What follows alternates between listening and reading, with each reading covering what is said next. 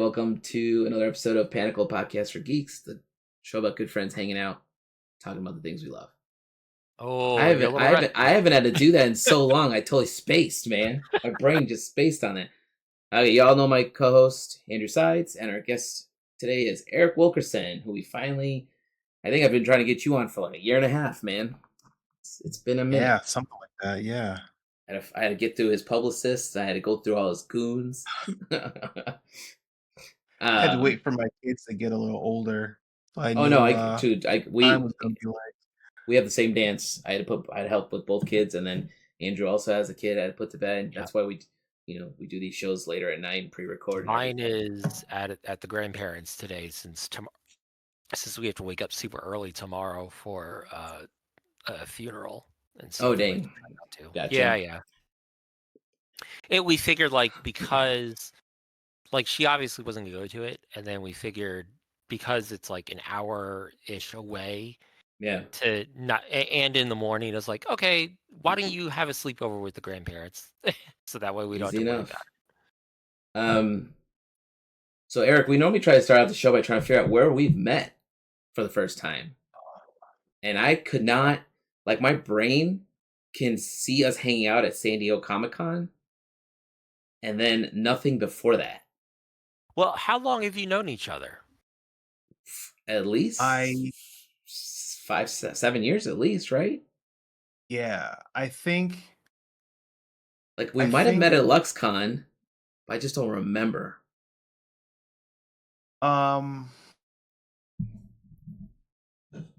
I think we met at IllixCon because you were working on another podcast, but I don't think we actually met until San Diego. San Diego, okay, yeah, because I don't think we actually hung out. Yeah, because we went to like dinner together. Yeah, that was with Sean Murray. Yeah, with Murray. Yeah, it was. He's been on this show twice, I think. Oh, did he freeze? Year. Oh yeah. The video froze a little bit. The video froze. Uh-oh. It froze. We'll give him a minute. Go figure. We go through all this stuff for. Oh, there he's back. Right. I'm here. Can you hear me? Yeah, I can hear you. It just totally froze. I was like, we went through all that stuff, got it all fixed, and it still managed to freeze on us. Oh man, technology, man. What are you gonna do? We've had worse. We've had worse. Yeah. Well, so I remember we all went to dinner with like Steve Seeley and a bunch of people, and then you had a spot with the Lemons booth with Sean, and I was right across from you guys over there with Dave and stuff. So that is exactly it. And that's, I think, when you're in the trenches, these conventions, and you start to bond with people, especially when you're all there for the same thing. They get to put in that hustle and try to make a career out of this, and a lot of careers start by just having one really great convention. Yeah. And you meet the right people, you network with the right whatever, you do the right things, and you just let fate take you on a ride. So you think San Diego does that? Yeah, 100%. Yeah, 100%. That first year, because I had just been laid off from my job. I was working for a video game company. Oh, okay. And I wasn't broken up about it because I hated that job. But were you doing concept work or I was doing stuff for a casino gaming company, and casino gaming companies are way more stable than your average AAA video game company. Yeah, for sure. But it's mind-numbing, soul-crushing work. A lot of the actual illustration work is all outsourced. Okay. So any in-house staff illustrators that they have are basically glorified graphic designers. Mm. So I would always be mad because they sold me on this idea that I was going to be illustrating like the characters and the creatures or whatever it is that they wanted marketing wise for their company, and just to find out that no, we just want you to make the logos. Oh yeah, that would piss me Oh, Like, off.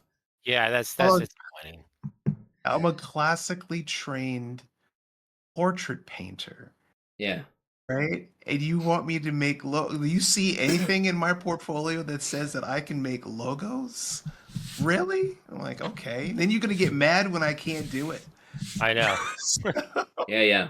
So I'm like, all right, but yeah, in San Diego, I was already planning on going out there, and I had already taken the time off from the job that I now didn't have, and Right. I was had fingers crossed that something was going to happen. And an art director from Upper Deck had come through and saw the stuff that I had on the walls and on my in my little corner of the booth, and got in touch with me like a couple days after the convention, and that made the rest of my year, and Yeah, that was that's awesome. fantastic. So Yeah, because I remember the year um, after that when we were hanging out, you were signing at Upper Deck's booth. I was so Yeah. yeah, the stuff that I had done for them had come out before that next year's convention, and so I put on a nice blazer. Oh, I remember. I was Nice. sending photos to people. I was like, I know this guy is so cool. Look at this. I didn't even have a blazer. It felt so official. I felt official, like, okay, this is really happening. So they had me in a green room with M&Ms and stuff. I'm like, is this for real? Oh. M&M's, that's what does it. Huh? Yeah, I they're like, still. what do you want in the green room? And I'm like, what's a You green should have been like green M&Ms only. M&Ms? Is But that what you yeah, asked for? You asked for M&Ms. I did. I asked for peanut M&Ms. Brilliant. Yeah, yep. And signed, and it was just wondering like, well, what's gonna happen next? Always just really, really excited. What's gonna happen next? Who do I show my work to now? And San Diego was awesome. Um, I think some of the connections that I made that second year helped, uh, definitely helped with the stuff that I do now. Sure. And uh, it was awesome because I got to meet a guy that worked for Sideshow Collectibles, and got a Yeah, I remember tour that. of their location, their studio. It's not Dave, That right? was, oof, no, it wasn't Dave. It was it's terrible. I forget his name. It's all good. It'll come to It's me all good. later. Was he Because I a remember. Because I remember we sculptor got or we. What's the question?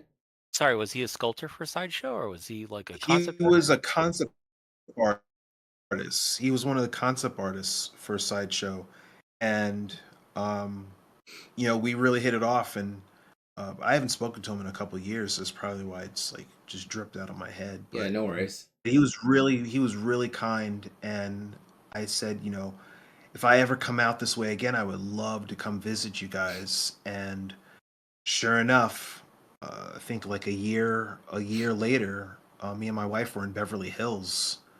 What was she? She was at some kind of work conference, and her job put us up in the Beverly Hilton. Oh, Damn, nice. I was that's like, well, fancy. listen, while you're doing your fancy, meetings and stuff like that, West Coast meetings, I'm just gonna run around LA. Yeah, that. I mean, No, dude, sideshow. I'd love to get a tour of sideshow. That'd be amazing. It was awesome. Like I just like mean, the look at front this back door was wheel. just full of full body, full, uh, full figure, not full figure, full size, life size. That's what I Life want to size sculpts. Yeah, yeah. say. yeah. The video's breaking up again. Stay with us. Life There you go. size sculpts, not full figured. Yeah, no, Yeah. Yeah, we life got there. size. Don't worry. Yeah, life size figures of Iron Man and Darth Vader and all these other stuff. So that was great. I mean, we used to go. I haven't been to one of those parties in a while, but Eric and I used to go to sideshow parties all the time. Those are always fun because you got to see all the Yes. different artists. You got to see all the people that work there, but then you got to see like random, like one time we were there and what's that comedian's name? He goes by Fluffy. I can't remember. Oh, Gabriel Gabriel Iglesias? Yeah, he was there, He right? was there? I don't remember if you were there. I could have sworn you were there with us. Sean and I saw him in a corner, and he kept trying to get. It was his birthday apparently, and he had like a tray full of cupcakes, like these mini cupcakes, and he kept trying to make me eat one. And he's like, "Hey, you want a cupcake?" And I was like, "No, thank you." Mainly because I don't know what's in those cupcakes, and I might get if it's dairy, I'm gonna get sick, and I'm at this party. Yeah. So I was like, "No, thank you." And he was like, "Eat the cupcake," and I was like, "No, thank you." And he's like, "Eat the cupcake." And I was like, now my brain is like, I definitely don't want one now. Yeah, really. Like, and I was just like, please stop asking me to eat the cupcake. And then he Was- said it again, but was it got it in that- closer each time. It was, But was it in that cute way, like where he's like giggling, like he wasn't does in his smiling or comedy? anything. It was just stone face. And I just looked at Sean like, help me, say something.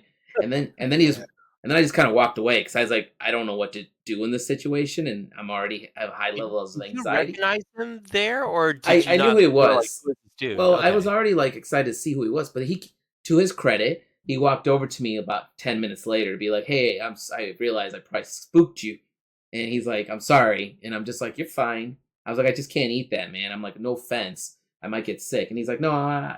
He's like, "My friends were like, you scared that guy, that's why he walked away." I did. I legit was just like, I'm out. I'm going this way now. Yeah. Like. Well, I'm glad that it went that way because knowing these celebrities, you could have been drugged and woke up Lost a covered in liver or baby oil. two. That's true. Oh, that's not where I thought you were going. Like, what the hell? What happened? Baby oil? Yeah. I mean, I'm trying to remember who else we've met there. I still remember, just it was just fun to get the invite, right? Because we were like, how often do you get invited to these type of parties? It was just like a regular hangout. It was a rooftop party. It wasn't like it was like a rager, Mhm. It was. We met. We met one of Elvira. the guys. Were you there for No, that? I was. Where the hell are you when this is happening? So you have kept going. I only went twice. You kept going. Oh yeah, you did keep going after that. So So- I was 1 year I was there. I forget her name. The woman who plays Elvira was there, but she's not dressed like Elvira. She's got like blonde hair. The nicest fucking person in the world. Like totally down to earth, super chill. I did not know who she was when I was talking to her. She was just happened to be at the table I was sitting at. I had a full conversation. And Sean's like, that's Elvira, right? I'm like, no way. And then I had to Google her face because she's got blonde hair. Elvira's got pitch black hair. She was there because she was working with. I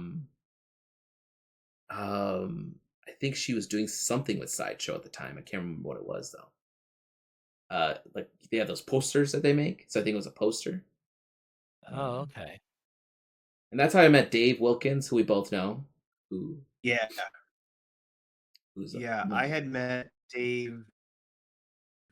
I was always a big fan of Dave Wilkins and would just randomly send him messages on Facebook or email him and just like gushing and celebrating his stuff, always praising his stuff. And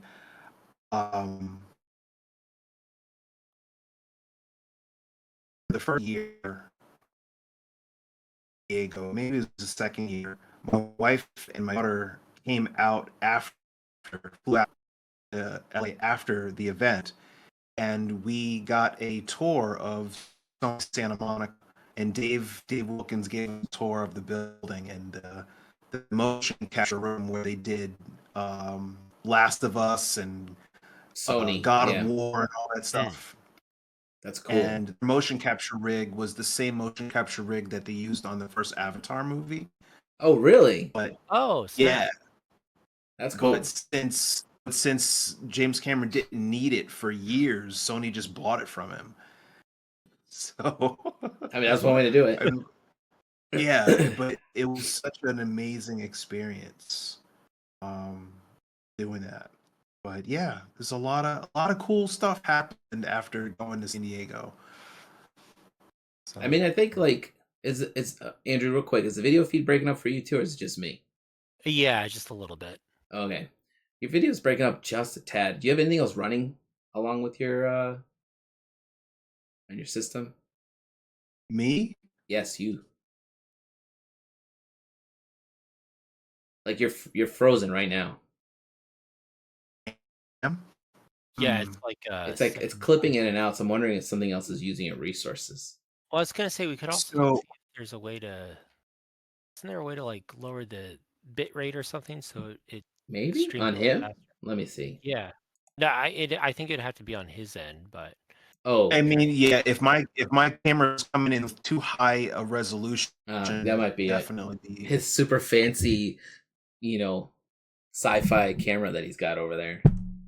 Yeah, Andrew and I are blowing on things low up. level video webcams, but Yeah, I have no let's idea why this see. guitar looks. Does this guitar look white? It looks so shiny and white, is it not white? dude. It's pink. Get the fuck out. Like, let me see if I hold it up to the camera if it changes. It's like it's pink. Oh yeah, here you go. There. Oh See? yeah, okay, yeah. So that was like a blue dress, black dress kind of thing. Like as soon as you Yeah, brought exactly. as soon as you brought it to the foreground, it instantly turned white. Or sorry, it instantly I turned can pink. turn off hardware acceleration. That might be it. Yeah, let's see if that does it. I don't trust guitar stands. They always freak me out. Like it's gonna just tip.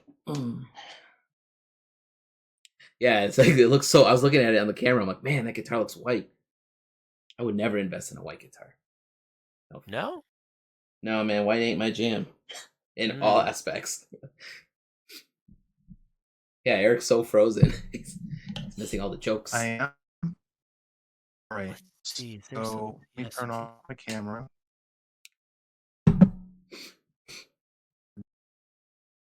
Turn it back on.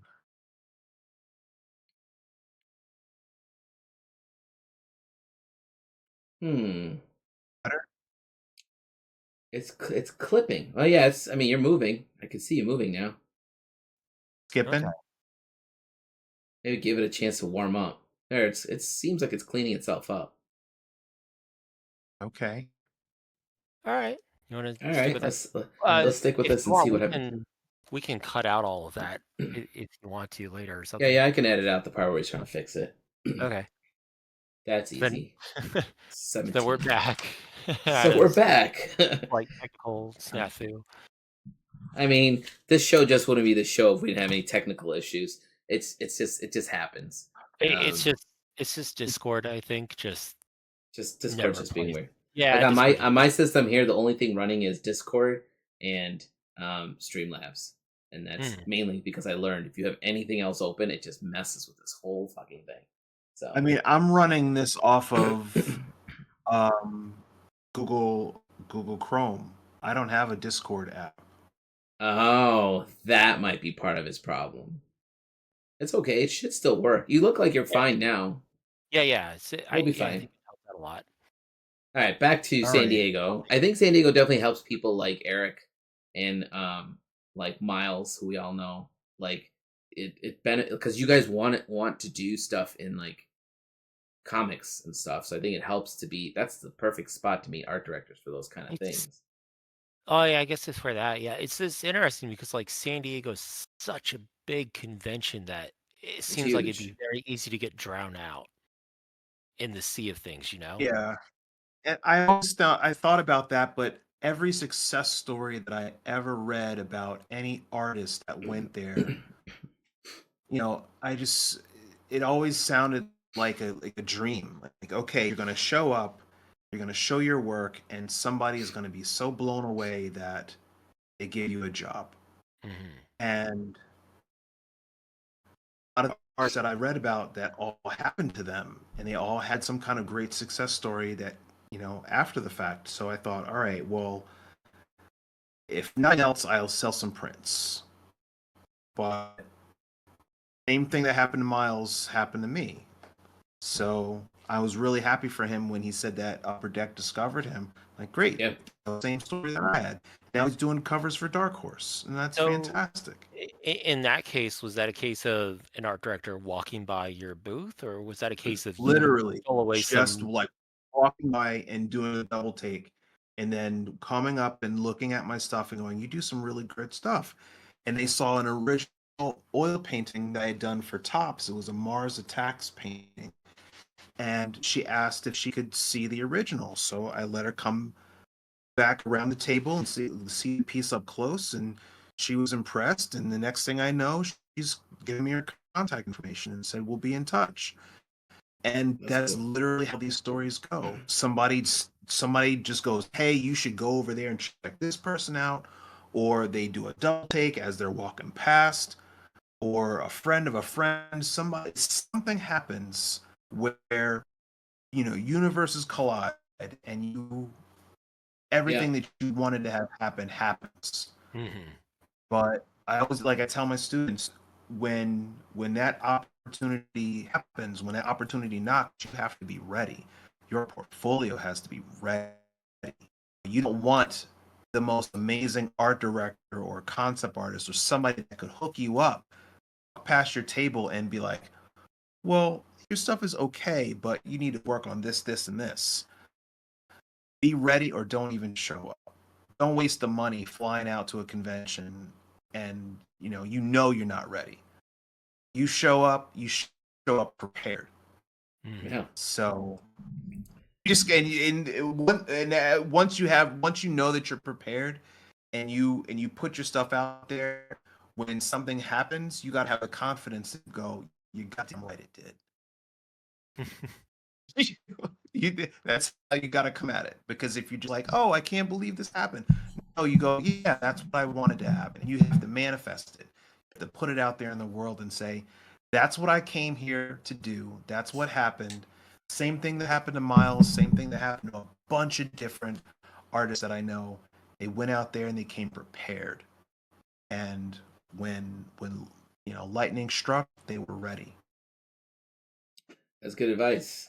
Yeah, I mean, a lot of people like to, they think just by showing up and having a booth and showing some of their work, they're automatically just going to get hired, and it's like it's not. Doesn't work that way, you know.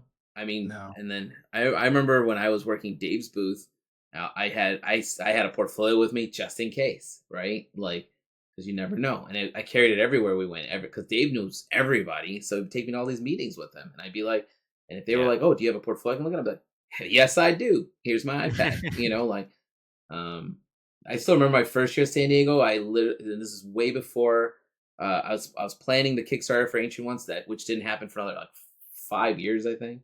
But like I remember I showed up with postcards, double sided, with a mock up of the book on one side and my website and all my QR code pointing to my mailing list on the other side. I literally stood in the middle of the big main aisle and just handed out postcards as people walked by. And I felt a little like it's guerrilla marketing but I felt a little like I don't want to do this. But at the same time, I was like, I'm a nobody right now. Like nobody knows who I am. So I'm like, I have to do something to get my name out there. And I built a following just by not even having a booth, but just going out there and doing a little bit of guerrilla marketing. But then the first year I got in was because Eric got so big, he didn't have to come back. So he was like, which is good for me, right? Because I took the spot, and then I got a lot more eyes on my work, so far it's been, Well, Miles is killing it was also yeah, not that I got big. It's I was expecting my son. Right. My son was going to be born, and I physically couldn't juggle my workload and leave my wife home with 2 kids while I go hang out or in San Diego for a week. Right. I didn't want that side eye. I don't want that You mean kind you of can get stabbed in your sleep if you do things like that? drama. Like, gonna do what? While I'm here with 2 kids? No. Yeah, yeah. So, yeah, I'm glad it worked out for you. I mean, I do that same dance now. Every time I have to go to a show or something, it's like, who's like I have to sit here and figure out who's going to be here all week helping. with the kids, right? Because it's like, I understand the struggle because like I don't. She's like a superhero because she's there with them for like 6 or 7 days when I'm gone. She went to Vegas one day for a work trip earlier in like October or something. I was here with them for 3 days. I almost lost my fucking mind. like I was literally like, I have no idea how she does this all day. Like there was like no This in the buffer. summer? Was this in the summer, or they had school, or what? No, they so Violet had school for just the Thursday, Friday. So like she was gone for a little bit, but like when they were home, I had to like, I was like, what do I do? So it's fall, luckily, so I just took them to the park, brought them home, try to make like watch movies with them and stuff. But like at some point, your body's like exhausted, and then on top of that, I'm still trying to do my work. So like I put them to bed and then get to work at night, and people will be like, why don't you sleep at night? It's like, who's going to draw if I'm sleeping? Like, Yeah, so true. I think like we've both kind of figured out kind of a balance now, which is good because it tells me things have been working along. But San Diego was a huge part of that. My first year there, I still remember people were like, the work brought them to the booth, and then I would talk about everything I've got, and then people would be excited, and that's how I met like some of the art directors I know now. I'm not. I don't know if San Diego got me any like big jobs. It's possible that an art director from WotC walked by, and that's how I got magic work. But I know like art directors saw a lot of my work at a LuxCon, so I feel like that helped over there. But San Diego definitely, the networking potential is there. So like I've met people who work for Sideshow, like Dave, like Igo was an art director there, and he's given me a ton of advice over the years. Dave Wilkins, Eric, you gave me a ton of advice when I was working on my first board game. Like Eric literally sat down with me in the middle of the night and gave me a paint over because I had my first kid. She was just born. And I'm trying to finish the cover for my first board game, and I'm like, I don't know, I can't do this. Like I'm fucking burning out. I'm done. What's the time traveling one or whatever? Yeah, Where's time chase. Yeah, okay. But it's just simple things that my brain wasn't putting together, and Eric was just like this, that, done. And I was just like, when you're like sleep deprived, you don't see things like that, right? So I was like, oh my God, it's right there. But yeah, I mean, there are days I wish I can do less shows, because I think now I'd like to be where you're at with more work from home stability.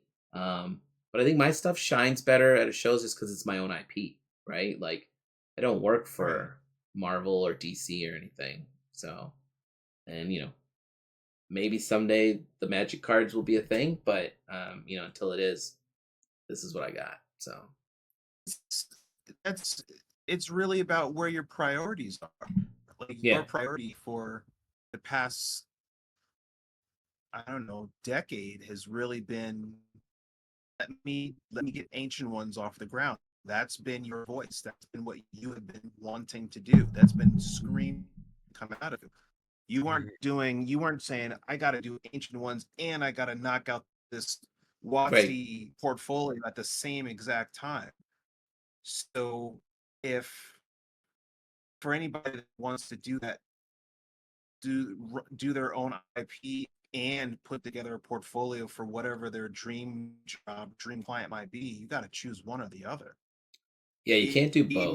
Because you're going to split yourself too thin if you're going to try to do samples that you think somebody's going to like and your own IP. Can't do that. Yeah, I mean, the best advice I was ever told was to do the work that you love to do and let clients find you. Yeah. Rather than you trying to trip over yourself to be like the next dragon artist or the next person that does, big multi-figure battle scenes or something like that. If that's not you, then don't force it. Right. I mean, exactly. Like I think like when I was finishing art school, I wanted, everybody wants to work for magic, right? So like there's that wanting. So you try to like draw enough for that, or in the whatever the style guides they have. But then as I started doing more Ancient Ones work, I was like, this is how I create art. So if they want me, they can find me. And I literally gave up on it. I was just like, I'm not stressing it. It's cool. I'm fine. And then, I ran into Zach Stella, right, at a LuxCon.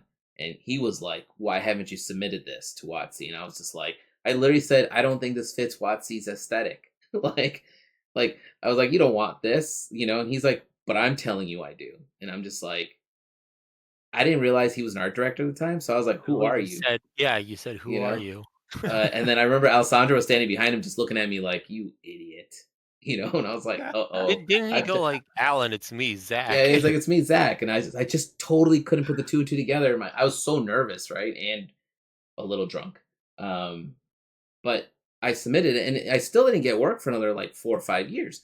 But I was in his radar. I was constantly sending him new pieces, and they were all ancient ones. There was nothing in there where I'm like, hey, check it out. I created, Nissa Worldwaker, or here's a Jace Beleriand for you. Like, it was all my stuff straight from the jump. If you don't have proof in your portfolio that you handle a fantasy mage punk-esque position, just showing them pure sci-fi, you have to wait. Yeah. Because they're not going to take a leap of faith and deliver fantasy if all you're showing. It's like somebody... He's breaking up again. But they want a classical musician. They want a classical opera singer, but you rap. Mm-hmm. Or vice versa. Nobody's going to take the leap of faith. Wait, I can do opera. I can bust out these rhymes, but I can also do opera. They're not going to take the leap of faith. No, I understand. It's the same thing. It's frustrating, but yeah, I get it. It's they don't want to risk money for various reasons and stuff. So it's time. It's not money. It's time. It's like, okay, I take that leap of faith. I give you that commission, and you bomb it. Yeah, you just wasted it before we go to print. Yeah, you wasted time. Yeah, you're breaking up again a little bit. Am I? Yeah, like it's like the camera off. It might be Discord itself just being. It might just be the Discord through the browser. Let me try to just download Discord. I need to do a Discord app. If you want, if you know what I can do real quick is I'll pause. Let me pause the video. So we'll come right back in a bit. Yeah, which will be like no time for anyone else. Which will be no time for you guys. All right, nobody knows how long we were away, but we're back. Hopefully. Yeah, there he goes again. It's like as soon as I hit record, he froze. It shouldn't be affecting him though. That's on his end. Yeah. Like you recording should not affect him. No, right, because it's on my machine over here. Mm. Oh, now he's back. Let's try turning your camera off. Let's see what happens. All right. Now we don't get to see Eric's face anymore, but that's okay. Yeah. You guys. Let's see if it holds the audio at least, because, like I said before we stopped for a second there, I was like, Eric was dropping some valuable advice, and his video kept clipping, and that caused his audio to clip. So it was like, well, nobody got that. I can repeat it. Your audio is clipping now. Fuck, yeah. Man. I never had this issue. Hold on. This is a third start. We're back again. We're back again. I'm gonna have to clip the shit out of these videos later. Well, let's see. Let's just see where it goes. So, don't worry about it, Eric, because like there's one time, since we're talking about like technical difficulties. Yeah. You're gonna bring up Miriam. No, it wasn't that time. It was the other time where I forget who the guest was, but the video file got like partially corrupted. Oh yeah, we did we had almost like a 2.5 hour long video. It was amazing, and then we could salvage it, but we had to figure out where it was corrupted and edit that part out. But the way it had to be done was like Alan was fucking with it and he couldn't quite figure it out, and so then he sent it over to me, and I ended up sitting there and I cut the video in half and rendered both of those separate to be like, okay, which one hangs up and crashes DaVinci? Oh, it's this one. So then the other half is okay. And then I just kept doing that. I just kept dividing it down by half. Oh, that took forever. Whose interview was until that? I got like the 15 minutes that it was like corrupted, and I was like, all right, I'm just gonna take that out. Yeah, it was like a small chunk. I don't even know what happened. It was stupid. Like we saw it hiccup a lot when we were recording. I'm like, oh, that made a weird thing. After the fact, apparently it's because at the time we recorded in .mp4. Oh, that's right. And yeah, I don't even know apparently what I'm that doing. can cause issues. But if you record in like another file format, then if you have a video error that comes up during it, it kind of just like runs roughshod over it. And it's like, okay, it's not a problem. Whereas like if Well, you do it in MP4 for some reason, it goes maybe crazy. once this catches up at the end, Eric can turn his camera back on. But Yeah, Yeah. we'll see. Who knows? for now, he's cameraless, guys. So you have to deal Yeah. with that for a minute. But like we were saying, what we were saying before is, when I talk to artists and stuff who come to the shows, I tell them, just showing up and having artwork there doesn't constitute to you automatically getting hired, because like what makes you stand out to them, right? Like what makes an art director walking by want to hire you? And like Eric was saying, like if they're like, hey, we like what you've got, let's go, and you're like, I'm not really ready, why? You're wasting their time. Like, Yeah. why are you even at the show at that point, right?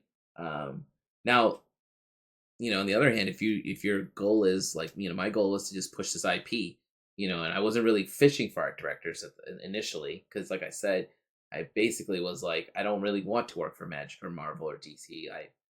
I don't think my stuff works there, so I'm fine not working there.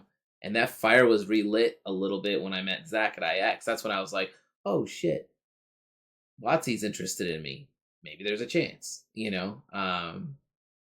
but I never pushed it. I was always still laser focused on my IP. That's just me. Yeah. There are artists in our industry, our friends who are, there's 3 or 4 in our private Discord that are like, all they want to do is Magic, which is cool. But I don't know. I don't know if that's sustainable. It, there's something you mentioned earlier, and it's a minor thing, but I kind of feel the same way about it, where you mentioned like you were wearing like a blazer with for your Oh, upper Eric. deck Eric signing and all that. was. Yeah, Eric Yeah. was. Yeah, sorry, Eric was. But like I feel like that's important in a way too. Like just the fact like dressing professionally for this I kind mean, of if shit. I was if I was signing at an upper deck booth or Marvel booth, something, I would show up in a suit or blazer. I mean, Yeah, it's not even necessarily like a blazer or suit, but like just dressing, not dressing like you're like slovenly or whatever, or we all have our comfy clothes, yeah, and sometimes you just got to put on like something a little bit nicer, or at least like make sure like your shit is clean, right? yeah, Like Just like you care. Just like you care where you are. that's what it is. Yeah, right, dress like you care. Yeah, you You dress know? dress like you're actually there to try and impress someone. You're on a date. Right. Dress yeah. like it. Because for a There's lot of people, for a lot of people, for most of the people that were at that signing, they had no idea who I was or cared. They right, just saw a Spider-Man card and free, they got a free Spider-Man poster out of it, and they're like, "Who is this guy? You did the art?" And they got the picture with me. I think a lot of people just they didn't care, but I cared. I was super pumped. Yeah. Like you'll care in a couple years, right. hopefully.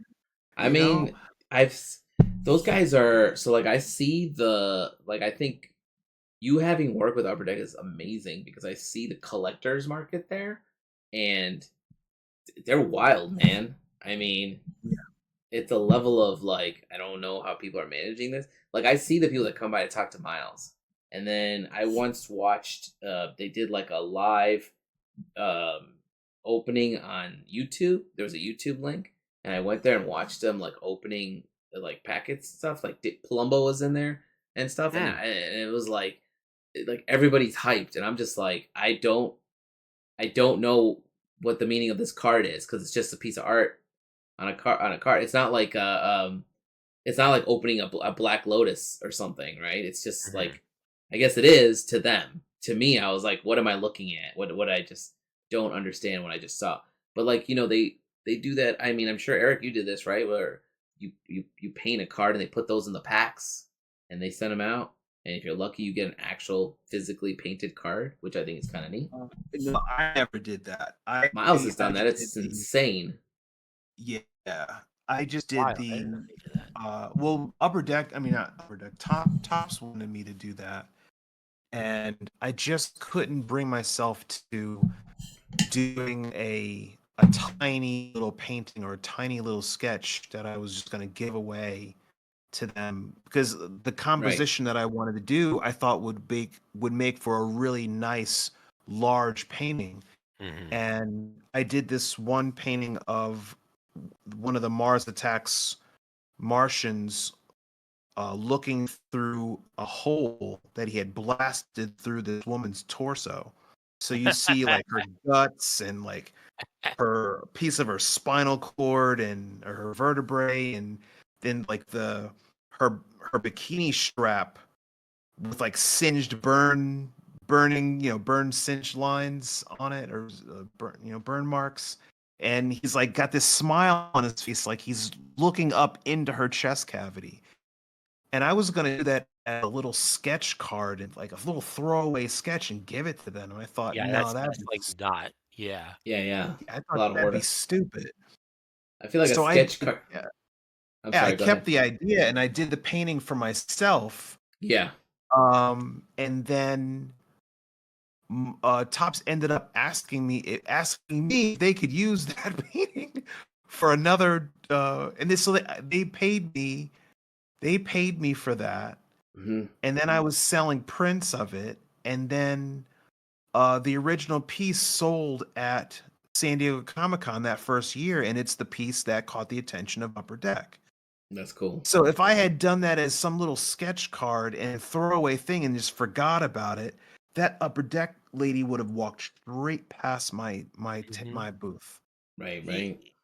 And you know what? Like, yeah, like exactly. Like you put in like a little sketch thing as part of the deck, and then it's gone. But also, it's like you also put out so even if you liked it enough to be like, oh, I want to put it and make it a fuller painting. The fact that you already put a modicum amount of effort into the sketch card itself, you lose a little bit of that steam, like that drive to actually Mhm. make the final painting or a more polished version. Like, I Yep. don't know if that happens to you, but like that'll happen to me sometimes where I'll have a good enough idea and it gets executed to like I guess like to a satisfactory result in sketch form enough where it's like, yeah, this is pretty much the crux of the idea. And then it's like, well, now I don't really care about making it into a final piece. Like it kind of says what it needs to say as the sketch. Right. And I wanted it to be a statement piece for me, Yeah. like a nice sci-fi illustration. Um, because when you're starting out, you want people to notice your stuff. You want to be noticed, Right. because the stronger the quality of your work, the more people are going to pay attention, Hmm. and you want those eyes on your work. So coming up with a solid composition, color scheme, all that stuff that makes somebody stop long enough to go, wow, that's really cool. I want a print of that. I want that original on my wall. That's what it's all about.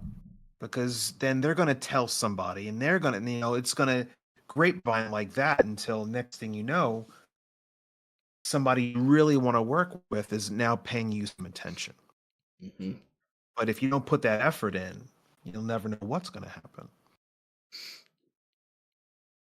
But It's it true. all comes back to doing that thing that you love to do. Like, I didn't do that painting to get somebody's attention just because I really wanted to do a painting of a Martian looking through the blasted out torso of a human being. I thought it was hilarious. And thankfully a Hearing I the lot of remember other, that description of it painting. sounds awesome. but I mean, it's got the thankfully a vibe, number right? of other people felt the same. What'd you say? I said it's got the Mars attack. I remember that painting. It's got the vibe. It hits Yeah. all the notes. Yep. Um, and that's not an easy thing to do. So, what are you currently? Are you allowed to talk about what you're currently doing? I mean, you're not working I for Upper Deck am anymore. No, I'm working on uh some big stuff with Wizards right now that I can't You, talk about. right, I remember that. Yep. But yeah, that's all I can say. So like I'm not gonna have any cards coming out Well, I'm gonna have a couple of cards coming out. You've had Uh, cards. I mean, Eric at yeah. Gen Con, Eric left his all his APs just sitting in a binder on his table overnight, I guess, and then left. And then I got in there in the morning on day one. I walked by to talk to him. He's not there. I see his binder just sitting there. I'm like, bro, you can't you can't leave this sitting out on your Well, that table. was just I didn't know that was just that I'm binder so only had one. Yeah, that binder only had one card. One of each one of each. image. Oh, And so yeah, I'm just glad yeah, somebody didn't take that because it's you want to like. I feel like it shows you like you want to trust the system, right? You're like, no one's gonna steal from my yeah. booth, right? I'm an But artist, but then you'll notice like, oh, I'm short 2 playmats here, or I'm there's always short. one. There's always somebody who just doesn't care. So, but have you done? I'm just going through like I have some notes, but have you done work for D&D? I can't remember because you've done I WotC. have not. No, I was asked to, but I couldn't fit it in. I get it. That's. Yeah. I mean, that's a good problem to have, man. When you're so busy doing other projects that you can't fit in more Yeah. projects. Yeah. Have you? I mean, Have it's been a stark contrast because there was a time, Oh, I remember. There was a time five, you were ready to 6 quit, man. I was ready to quit. I talked to illustrators outside of sci-fi fantasy. I Mhm. talked to people that this is just a 9 to 5 job for them. Nobody's excited to see them at conventions. Nobody's stopping them on the street. They're not signing autographs. Nobody cares. They do Right. their children's book, they do their editorial, whatever, and they go to bed. But a friend of mine was telling me, every illustrator, no matter who it is, they hit a mid-career slump where the work just dries up. You've either oversaturated the market or nobody cares anymore about what you're trying to produce. And it freaks people out. It's happened Mhm. to heavyweight artists. I can name names, but I'm not going to. Sure. But the number of people have told me, well, yeah, you have two choices. You either push through and create some work that you actually care about and see what happens, or you give up and find a day job doing whatever else. Doesn't matter what it is. Just give up. Just get out of the industry and go live your life. And a number of people just give up. So you might see a D&D artist, or you might see somebody that worked for Magic, and you're like, damn, their stuff was awesome. Where did they go? They bounced. Right. You know, They burned out they were like, normally, this, right? this life isn't for me, and I'm out of here. Right. Or I mean, there's a there are bunch of children. artists in our industry who did a ton of freelance work, and now, like you mentioned, the pinball companies and stuff, or Mhm. casino machines. There's a couple of our people in our industry who have gone and worked. There's a local one here in Chicago, and they work for them at the casino stuff, and they're happier than they were, trying to do freelance work because for them it's stable work. They enjoy what they're doing, and they don't have to worry about where's my next freelance job. And there was a time where I was just Yeah. like, maybe that's what I need to do, right? Go back to corporate work, go back to some form of steady job. But luckily it's worked out. So I'm just like, okay, for now, Yeah. I'm It okay. was Well, one of those things. Oh, sorry. Go on, Eric. my whole problem with that is, the just the very nature of having what we would call, quote unquote, a stable job Sure. isn't really all that stable, because as you see, even outside of the Chop art and art pack and change. Yeah. yeah, even outside of the art world, you turn on the news all the time and they're talking about how some corporation has fired half the company or Right. whatever to make a profit, or people are on strike or whatever. But video game companies and animation studios, you think that's a stable job, and yeah, it is, for as long as your contract Right. is current. But if DreamWorks doesn't have a production ramping up after Wild Robot, you're all gone. You could be like, that could be your dream job. You could be like, oh my god, this is where I've wanted to be my entire life, and now I have my cubicle. And they could say, All right, our next production isn't starting up for another 9 months. Right. Bye. I have No, a exactly. I have a number of friends that have been out of work for like about a year now within the entertainment industry, and Mhm. oh, it's heartbreaking because they're really, really good artists, and it's like, what the fuck are you? Not them when I say them, but it's like, what the fuck are you doing in reference to like the executives at these companies? Because Right. it's just like Oh, you guys could not find a way to like retain all this talent. Now you have to like find them again, or Yeah. whatever. I've well, always been a it costs fan them of money having while they're sitting there. Sorry. yeah, I've always been a fan of having more than one stream of income.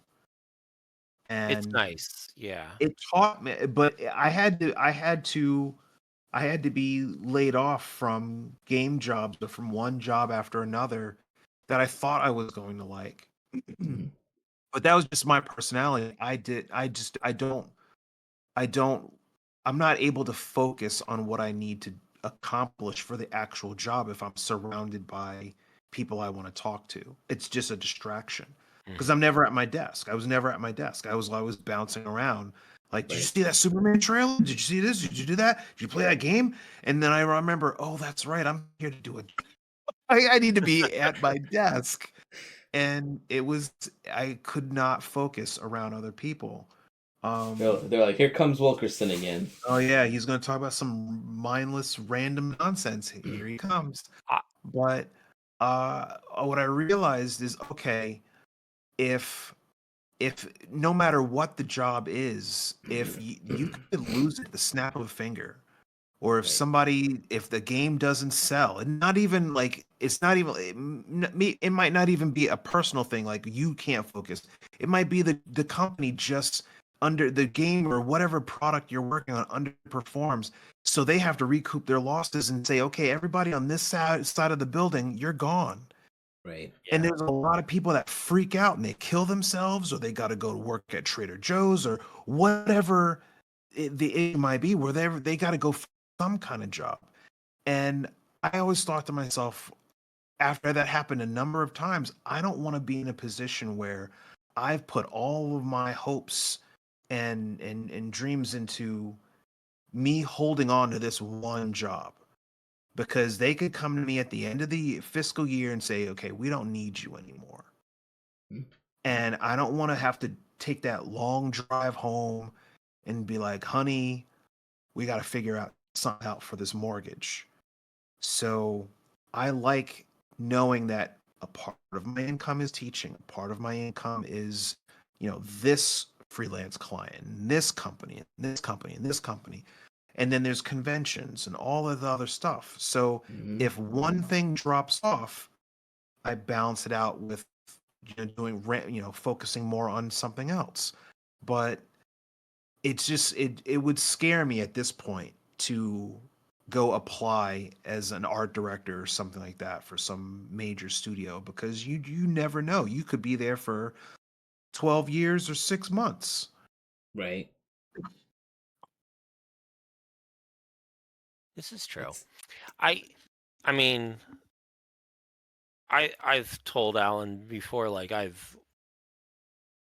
think at this point I've kind of figured out like what works best for me, where for the longest time when I was like younger, I really want to just be like just freelance. And I think I work best when I have that job during the day, and then I just do freelance at night and like on weekends if I want to or anything like that. mhm. Um and maybe it's also because it's kind of like I've conditioned myself to it or something, but if I'm given like total free reign of time, then I'm a fucking goblin. I kind of like I've kind of expect that structure now, where it's like, oh no, like you have about 4, maybe 5 hours a day to do your stuff, so you need to sit down and do it. The one drawback of it is I always feel like, marketing wise and that kind of stuff, like I'm always a little bit behind on that versus like some other people. Sure. Sure. But just having it like along with like a day job kind of thing. Like my day job is like I work in a studio designing apparel. Uh, and then like my freelance is always like stuff that's like totally different. And at this point, like the main through line through all of it is like it's all problem solving stuff I get to do. Like my day job, like my art director at this point knows like, oh yes, like we could put Andrew on any project like last minute because he'll enjoy having the problem to solve it. And like they realize like that's what I excel the best at. And then all my freelance stuff, because it's like all advertising stuff, it's all like really quick and you have to get it done and it has to it's again, it's another problem solving thing. Right. And I've realized now that that's really where I thrive. And that's kind of like where I'm best at. And it sucks like just all those people that has so much like the entertainment industry itself is like such a fucking trash fire. And just it's awful. I would advise anyone that like if they do want a stable job, like or quote unquote stable job, get out of the industries that people normally associate with the arts and find an industry that you don't realize would have the necessary art thing in it, but that's where it is. And then if you Or want to just do have multiple versions of the thing you actually enjoy to do. or that if so the caveat of that I would say is like if you feel comfortable doing freelance, yes, do it that way. If you don't feel comfortable just staying on freelance only, find a different art job that's not within the usual entertainment sector that everyone normally associates with the arts. And then you can supplement that with multiple like other freelance stuff to help pick that up as well to just kind of give yourself a varied plate. But yeah, because like it also depends. Like honestly, the idea of like trying to, and I don't know, maybe like I don't know if like you do it like through your wife's work or if it's something you handle, whatever. But like the thought of navigating the healthcare without having a job to slightly subsidizing it terrifies the shit out of me. Oh yeah. So when I was oh man, this is going back like maybe 15, 16 years ago. I was guest lecturing at Syracuse University, and the illustrator instructor that had invited me, his name is James Ransom, and he's a children's book. He's a children's book illustrator, and he had a class, and Danny Schwartz was in that class. Danny Schwartz Oh from yeah, I know Magic Danny. Art. Yeah. Hmm. So Danny Schwartz was actually in my class, and we got to visit a children's book illustrator um, that lived in the Hudson Valley in New York. And we got to just drive right up to his house and visit him in his studio. And he gave us a tour of everything and showed us what he was working on. And we asked him, a question like, what do you have to do to be a successful illustrator? And he gave us a really thoughtful answer. He said, work hard, you know, practice your art and all that stuff. But he said, marry somebody that has a full-time job and benefits. Yeah. And his wife did not miss a beat. She's in the background, like right at the studio door, and she goes, "He ain't lying." Yeah, exactly. And I I will mean, never forget that. I tell Nancy all the time, like, when I first started hanging out with Nancy, because Nancy and I, we've known each other since we were younger, and then we all lost touch for a while when we moved. But when I started hanging out with Nancy again, we were adults, and like, if I didn't marry my wife, I'd be struggling with this business right now. Like the early starts of it all was her support is what helped me like make all the crazy moves I was trying to make. Right, like it was like if I do this thing, it doesn't work. Back when I started in like 2014, I literally was like, I'm gonna try this thing. I might lose a bunch of money on it, but at the same time, she was like, I can cover X, Y, and Z. And then now in the last, my business has been fine for the most part, but this last winter has been kind of slow. So budget's a little tighter for the business side, but she's at least helping me cover everything else. So yeah, and benefits, like now I think they changed the rules for insurance companies. You have to cover people with previous medical history, but it used to be Blue Cross wouldn't cover you at all.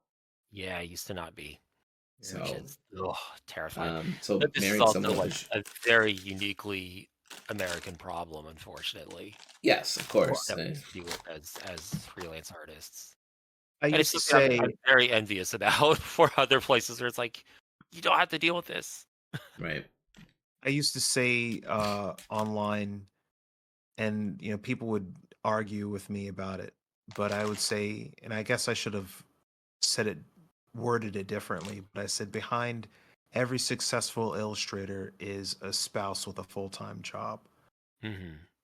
And I should have said, I don't know how, because people would How argue would like, anyone well, I don't have misconstrue a that? spouse, I have insurance. I'm like, yeah, but you're probably paying through the nose for it. Right.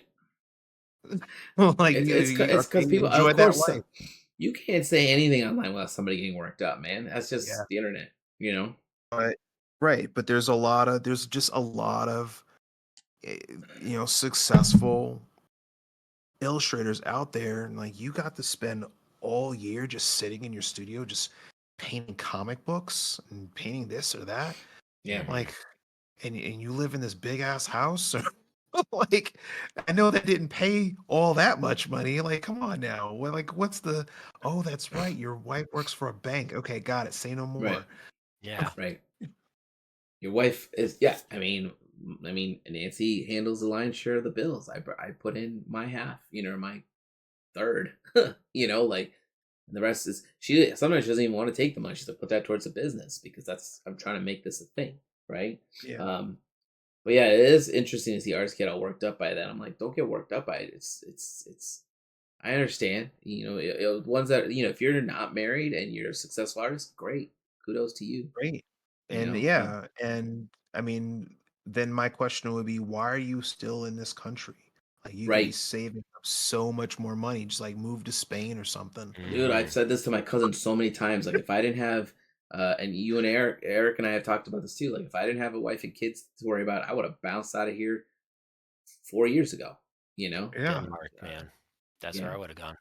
straight up. I've gone anywhere but here because it's not getting any better here. So let's not Like, I spiral down met there.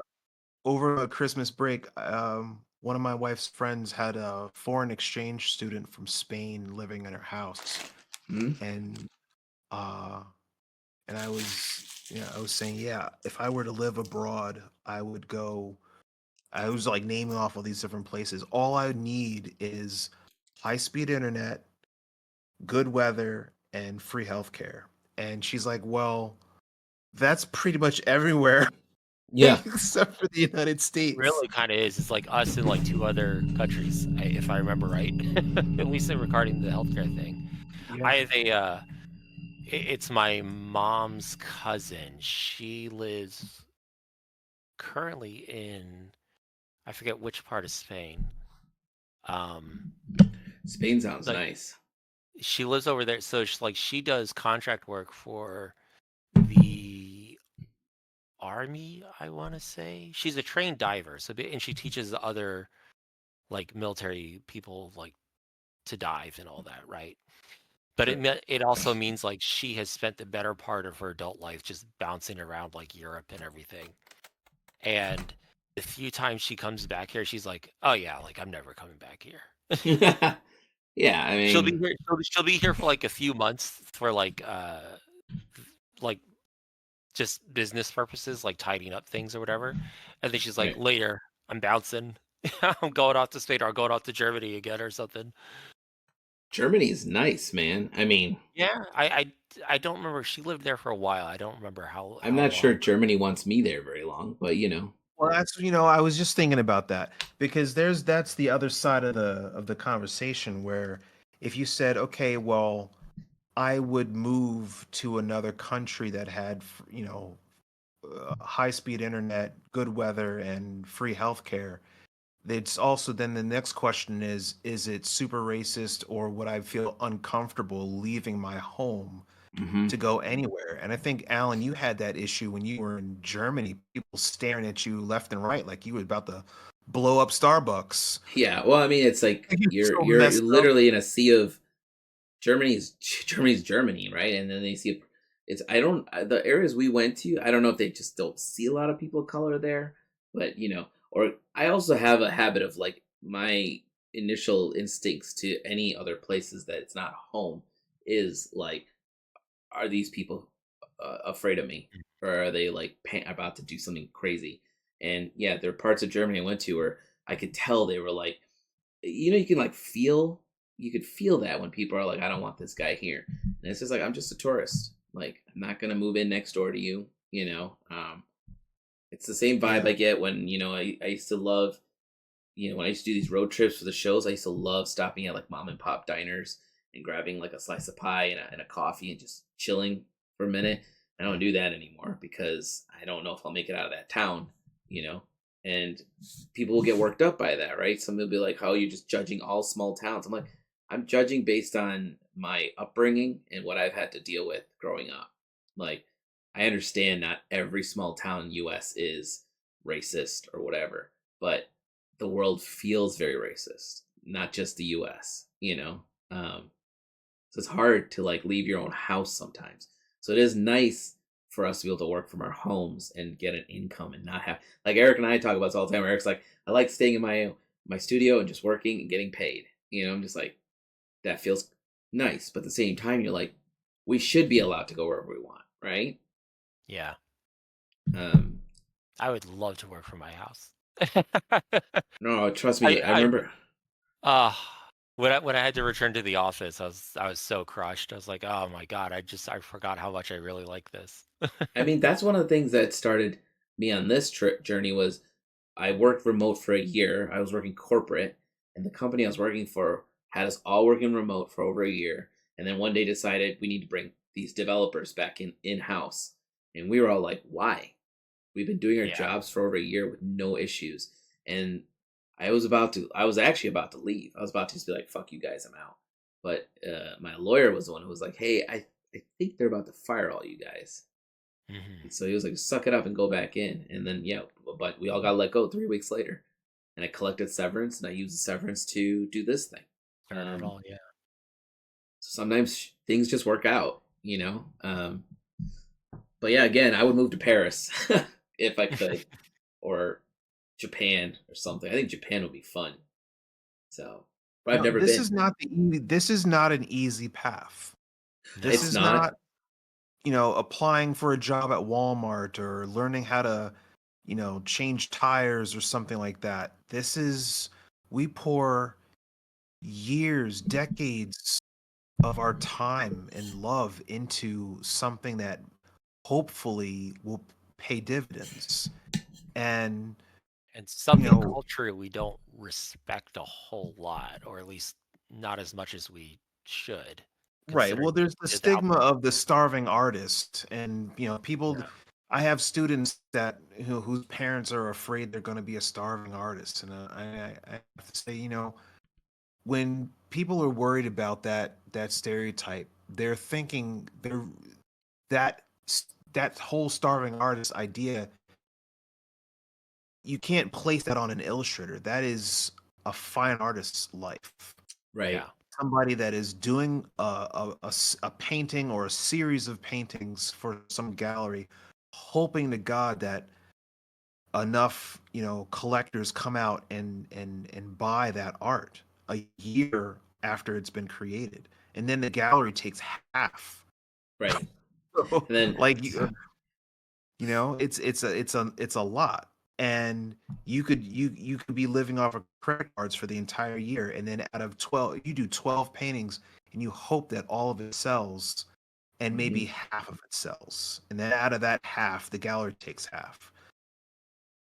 So yeah, the idea of the starving artist is real for a lot of people that want to put their vision out there into the world on giant canvases or small canvases, but sure. it's not an illustrator's life. That's not an animator's life. Yeah. Yeah, well, okay, sidebar. I am genuinely surprised when I think of people that are like just strict gallery artists at this point, or like primarily gallery artists, because the little bit I've done, it's fine, but it's like you said, like they take half, I mean, I think it and just you don't depends on who necessarily you know if are, it's gonna sell. right? I mean, I assume you'd only want to be a gallery artist if you know, like, if you're top tier and you know your stuff's gonna move. Like, Well, I would never do it. I was gonna say, like, okay, you know how like there is the pyramid of like illustrators when you figure where you got Bro, don't like be throwing up the Illuminati. What's wrong with you? well, like, okay, at the very top you have like, your Boris Vallejos, your Donato Giancolos and that kind of thing, Sure. right? And then at the bottom you have pretty much like all the people that are aspiring to be freelance artists or like be sorry, not freelance artists. All the Upwork people. Yeah, or like, up and coming students, like people that have not like gotten into it yet or are just like low end people, right? Right. And then there's I feel like there's a relatively healthy band of the middle where it's like that's a good subset of people that's kind of like, oh, these people all do pretty well. They all make a living at this. Some of them are well known, some of them are not, but they all find a way to earn their bones throughout the Right. day, right? And that's like what Eric said. Like that's like your illustrators, your people that work for like children books, people like me that work in like advertising and other things. People like you where you have your own IP, but you do like tabletop stuff and board game stuff and all that.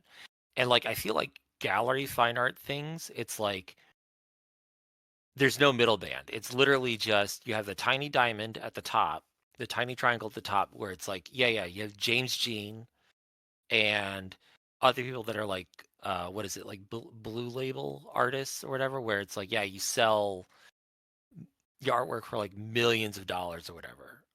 Okay. Or Well, even I like, mean, somebody like James Jean is in a whole other category.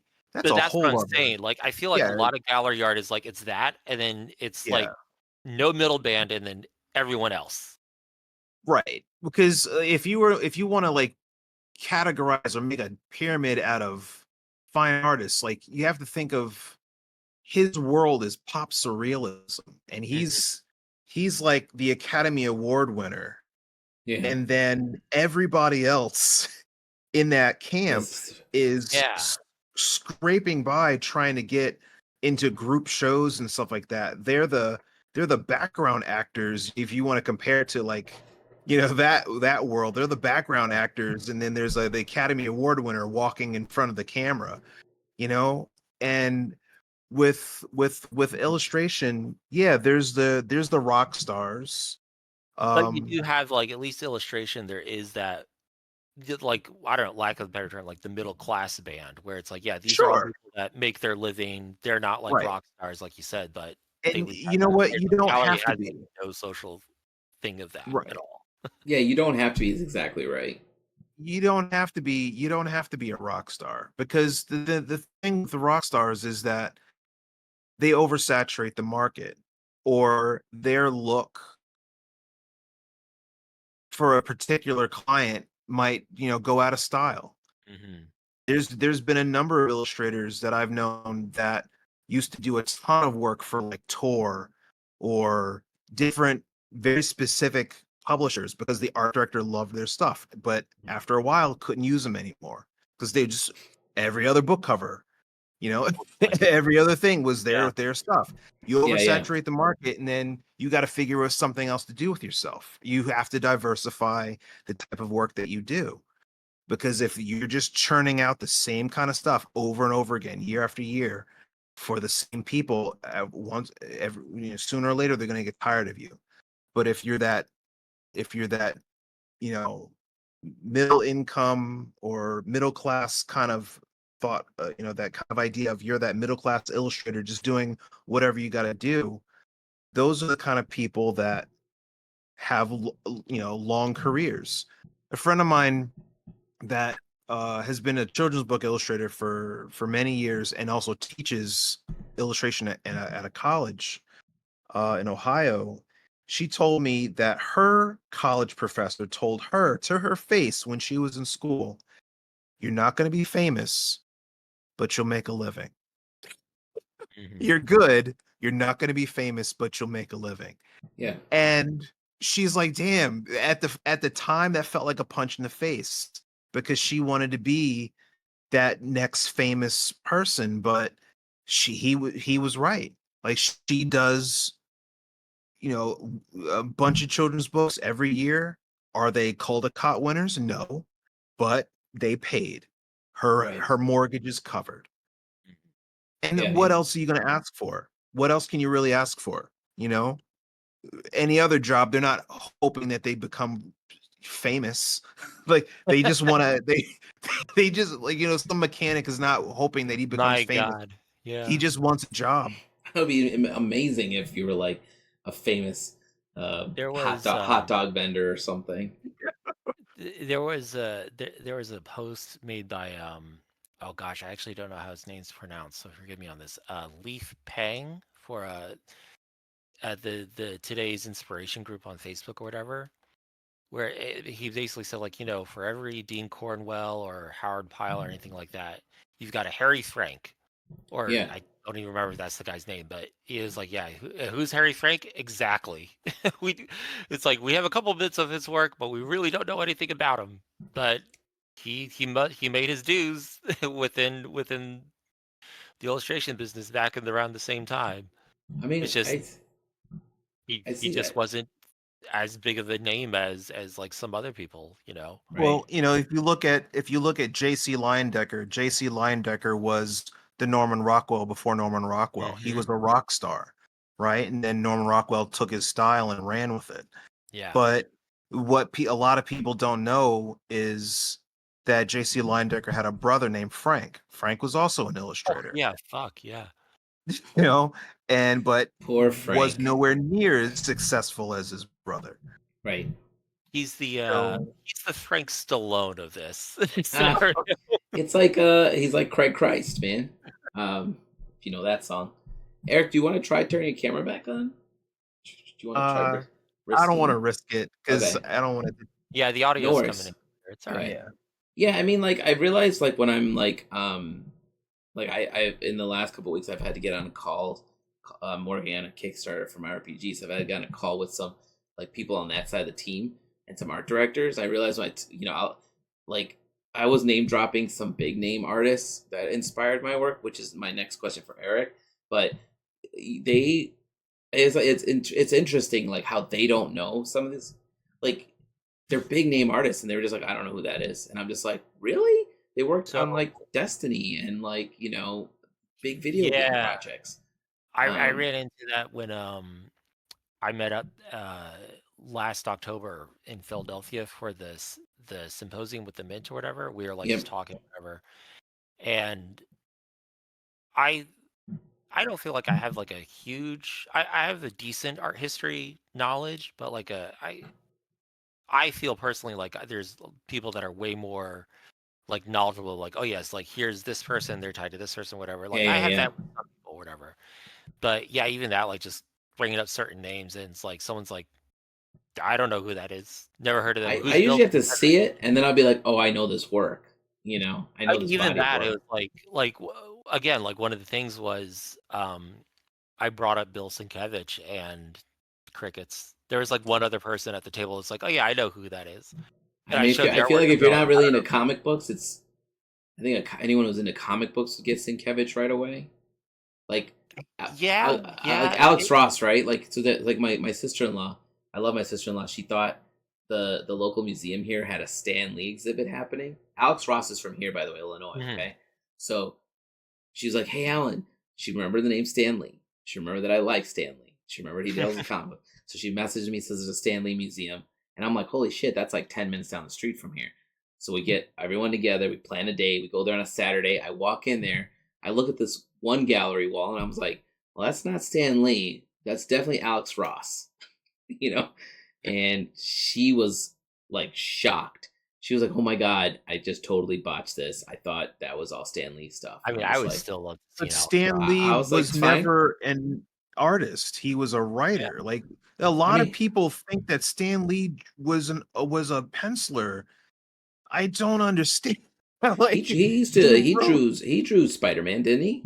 No, No, he that's did not. Ditko. Just Stan create it, Lee, huh? he wrote stuff, Sure. and he didn't completely create. A lot of that stuff was he put notes together, So make the there's another character do guy this, out there. make the character look like that. So what you're saying is there's another. Stan Lee took the credit for a lot of stuff. Yeah, He yeah. was So just he was the he pulled a editor. Bob Kane on. Do you know the story of Bob Kane and Bill Finger? I know all about Yeah. Bob Kane and Bill. What's Bill his name? Finger. Bill Finger. Finger. Bill. Yeah, Yeah, Bill Finger. yeah, All that. No, I'm talking about um Jack Kirby, the influence of Jack Kirby, the guy oh that yeah, was actually drawing the stuff. John Buscema, like all of these guys that were in the trenches with Stanley, helping him to create these things, and then Stan, as the face of it, took the credit for it. sure. But he was never the artist. And a lot of people think, well, they see him in these Marvel movies, he must have been drawing the stuff. He I wasn't. honestly did think he drew some stuff in the early days. I didn't realize he drew Nope. Little writer. anything. Nothing.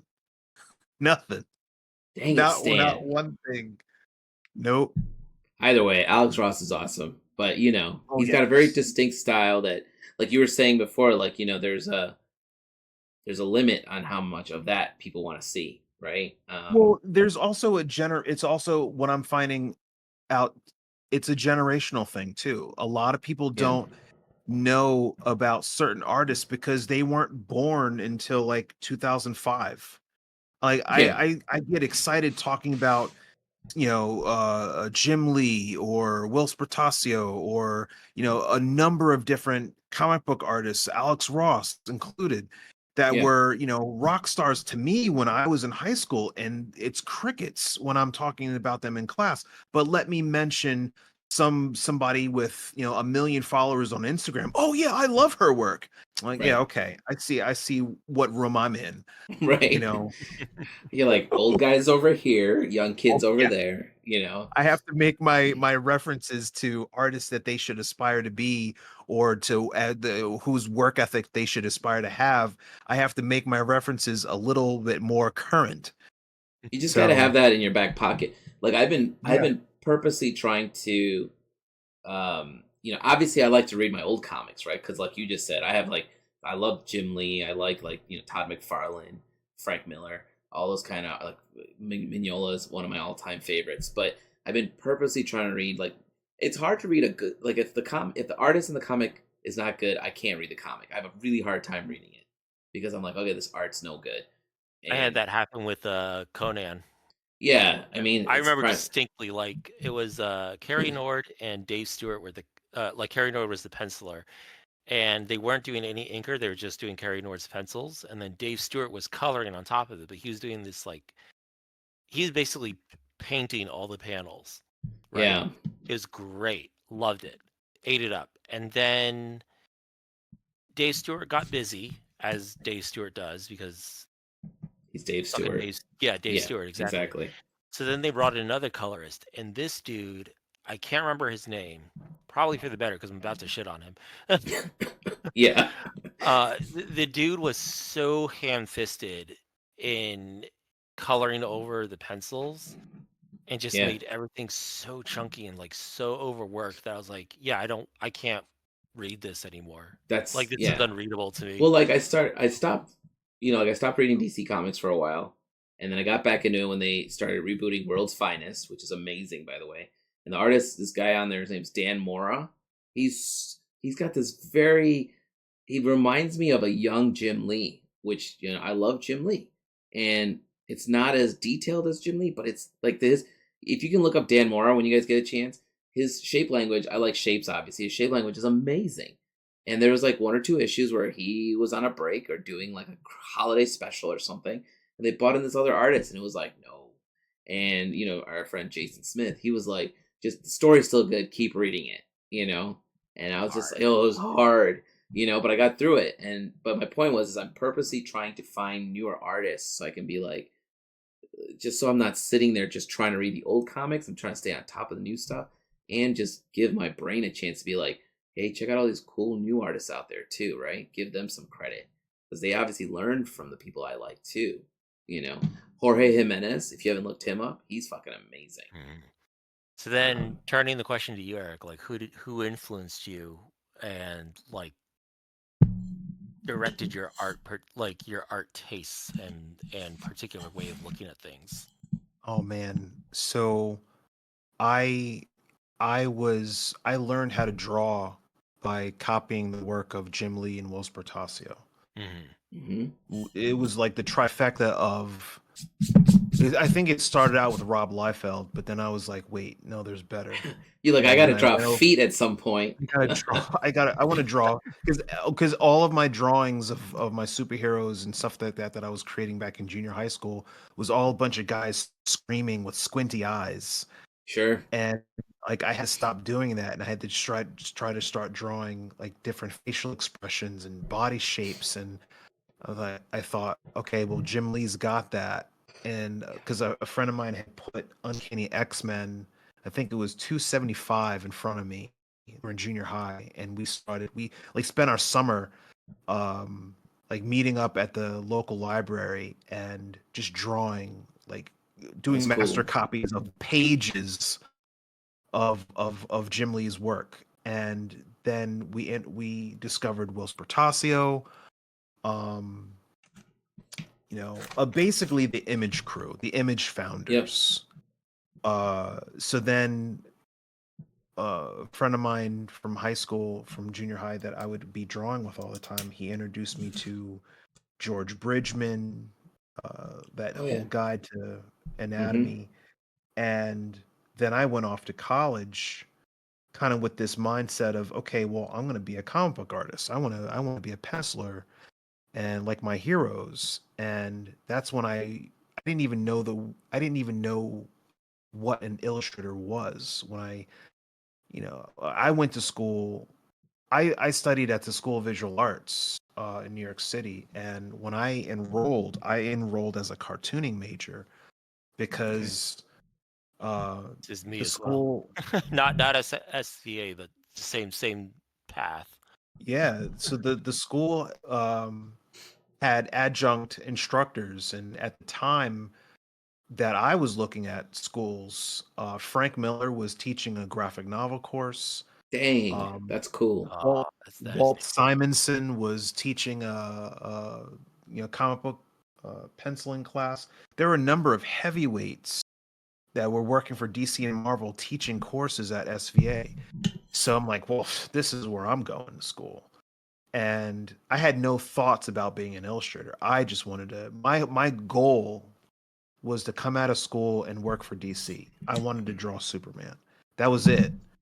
There was no plan in my life other than Draw go Superman. to college, work at DC, eventually draw Superman.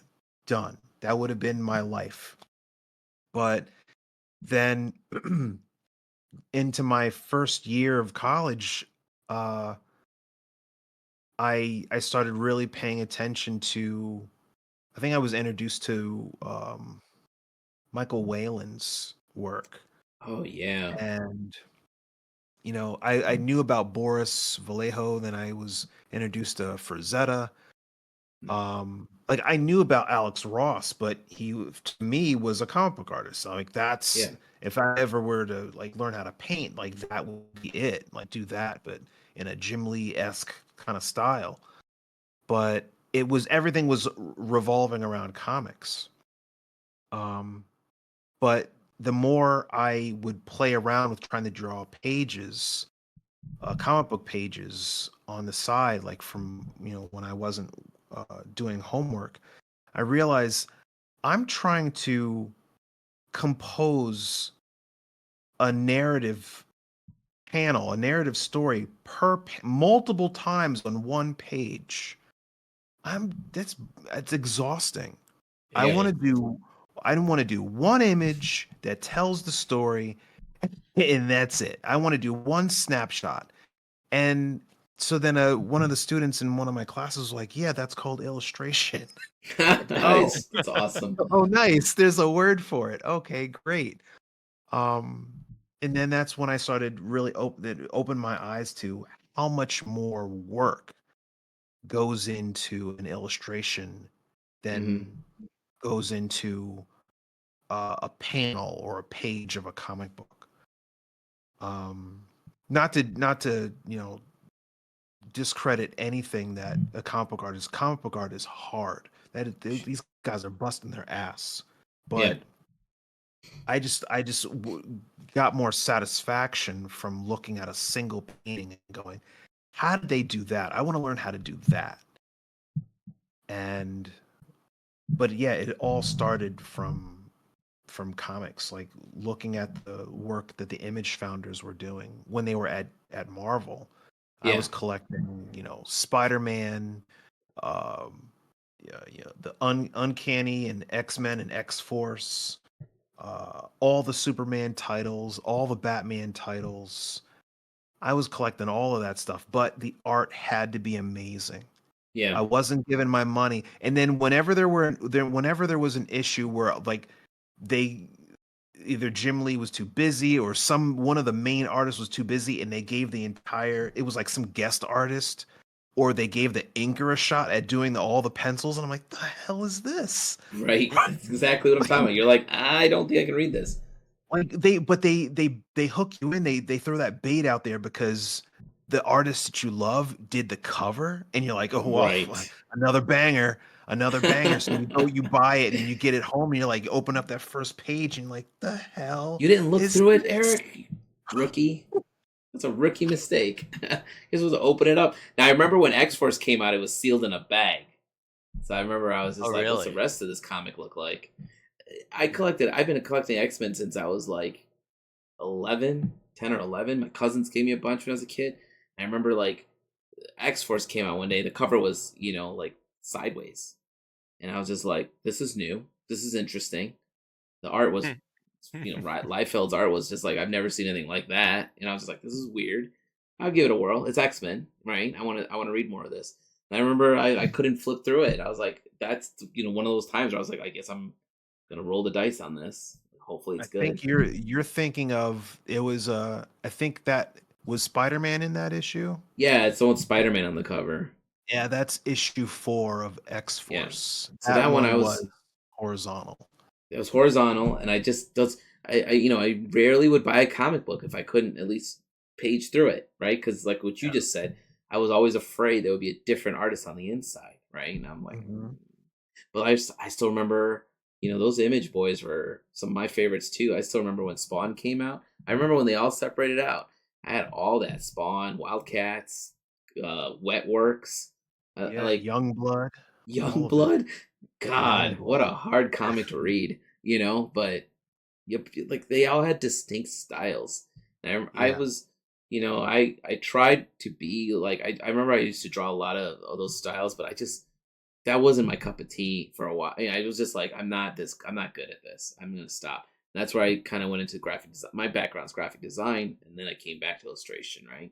Um, so like some of those influences are still there, but now I've like, I remember when I first saw like Sparth and John Harris, and I was just like, okay, these guys are, I remember the first time I saw Mignola, and I was like, that's my guy. Like Yeah. that was like I was like, this is like it was wild to me because it was totally not like defined. Like there's art there, there's details there, but it wasn't like looking at a Jim Lee piece, right, where you can like make out every muscle and every finger, and I'm like he's doing a lot with those shapes, and I was like, holy crap, what am I looking at here? And I remember like I was like I needed all of it now. I mean, I got a whole collection of Hellboys now, but um, if you haven't seen that documentary on Mignola, it's really good. On a side note, Is that on YouTube? it is on. I think it's like everywhere, like YouTube, Apple TV, if you want to rent it from there, if you want to rent it from like Amazon. Yeah, it's called is it something monsters? Drawing monsters. Yeah. Okay. It's good because it talks about like how Mignola, he was an inker, and then like he did exactly what you hate. Andrew, he was an inker, and he tried his hand at drawing the comic, right? Mm-hmm. And he himself, Eric and I have met Mignon a couple times. He's always like, "I'm not that good," and you're like, "I'm sure that's what you believe," but we Yeah, I all, remember you telling me that yeah. he's like kind of like down on himself for He's that. very down on himself, and I'm like, "You're really," I mean, but even in I've that, never met him, but I've dude, we never had met him. dinner with him, Eric. No, we did not. He was at the dinner Dave Seeley took us to. Was it that first year? Yeah, the first year. Oh my God! Then I blacked out. I must have blacked out that experience. I was like, Um, because I gave him a hard time because I went to talk to him the next day and he couldn't remember me, and I pointed at you who was across the aisle, and I was like, Eric, Allen, we were at dinner with you last night, and Mignola has so much anxiety he can't remember us. Apparently, he can't remember anybody for that matter. Apparently, I just I have a I don't know. I feel like I would have. I'm you probably sure I did blurt out something about you say a lot of things, Eric. I do. I do. Like, how can you be such a self-conscious millionaire? Like, how you be down? How can you be down on yourself Right? and be a millionaire? I mean, I he's just Yeah. in that documentary. Like while he's being interviewed, he even says he says something like I'm a shit artist, I like, mean, and I'm just like, what, you I know, like, understand being humble. I understand being humble, but if your shit art got you that far, it's yeah, not like you're like banging it out and then going to be a people greeter at Walmart or something. right. Like you did okay. So like Where is that? knock that off. Let me see if I can find the where did I put it? What are you trying to find, Alan? The Mignola comic. Uh, well, Which one of his? the one that I was talking about it last time. I don't know where I put it, but in that documentary, he talks about like how he's trying to find his style the whole time, and he's not quite hitting it. He's doing inking work. They tell him he's an okay inker. He does some comic books. He does like a Rocket Raccoon comic book. It's all right. It's got some definition of what he's going to become. But then he does this Batman comic, and it's got like the Hellboy like big chest, tiny Mm. legs, big hands, and it's basically what um pushes him into that territory. Are you talking about Gotham by Gaslight No, or? it's not Gotham by Gaslight. Oh, It's okay. give me a The second. the the one Mignola thing for me, which he did it later. Like I can't remember if he was already starting to do Hellboy or not, but it's Fafford and Grey Mouser. That's one of my favorites of Oh his, yeah, and it's I like it's like a really good spot for his style before it got like really broken down and like streamlined, and it's still that more detailed look of it. it's a oh man. You guys keep talking for a second. I'll find it. I got it here. So Remember, like your your main influences were like comics originally, but then when you started getting into illustration, like what did you look at once you started getting into illustration? Um I was looking at well, I had like really great art history courses in college Mm, and but I also subscribed to this magazine. It's now defunct magazine called Realms of Fantasy. I And never heard of that. Yeah. Realms of Fantasy, it was like an anthology kind of short story magazine. Like you could submit short stories to it, and then there was interior illustrations or some kind of interior illustration to go with each story. But they would always have an interview in the back of every issue with some kind of fantasy illustrator. So Mm. you got their full bio and how they got into it and what they're working on, and I loved it. Um, It's like but that real was kind similar of to like how Imagine Effects was for a long while. oh, I love yes, Imagine Effects. yeah, like that kind of template, but without the tutorials and all that stuff. Hmm. It was just fantasy short stories and then just some bio interview with a fantasy illustrator in the back. But that's how I was turned on to the work of Bob Angleton and a number of other Romas and a number of sci-fi fantasy cover artists. And um, then I ended up studying with Donato in college because he taught at my school. That's awesome. And I was like, oh, well, if I'm gonna learn how to do this professionally, I might as well learn from the best. Like literally Yeah, the really. best. Right? Not even like, Dude, it's not even an opinion. Like right. the person has won the most awards. Dude, I Like remember because his go ahead, I'm class was sorry. the night class, and then there was a day class that was taught by another sci-fi illustrator. But like, I didn't see his stuff anywhere, and I'm like, I don't want you telling me nothing. That poor guy, it's probably someone famous. I couldn't find the comic, but I'll message you guys later. But if you watch the documentary, they talk about it in there. Yeah. But regarding Donato, I remember I sat down in one of his paint sessions at IX one year, and I had to message him later because now Donato and I are friends. But at that time, I was just a random artist sitting in a room watching him paint. But I remember seeing his thumbnail process, and the first thing in my head, I was like, "Hey, he thumbnails like I do."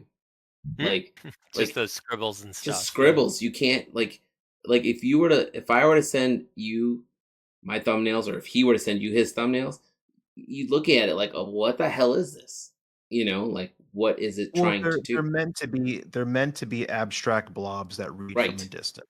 And for him, it reads perfect for him, right? And I remember just thinking, because at that time I was over here, I was mentoring under a specific person at that time who was trying to make me do these like super detailed thumbnails, and I was just like, hold up, I could do that, and that's how I normally do them. And I was like, and it really helped me get back into a comfort zone, right? Where I'm just like, why am I stressing this thing?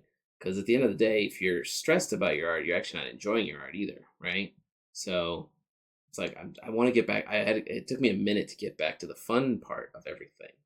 I think a lot of that comes from who you spend your time with, and spending time with artists like yourselves and like Donato and stuff is very helpful. Like going to IX and hanging out with people who you look up to and realizing they're just regular folks who make really good art.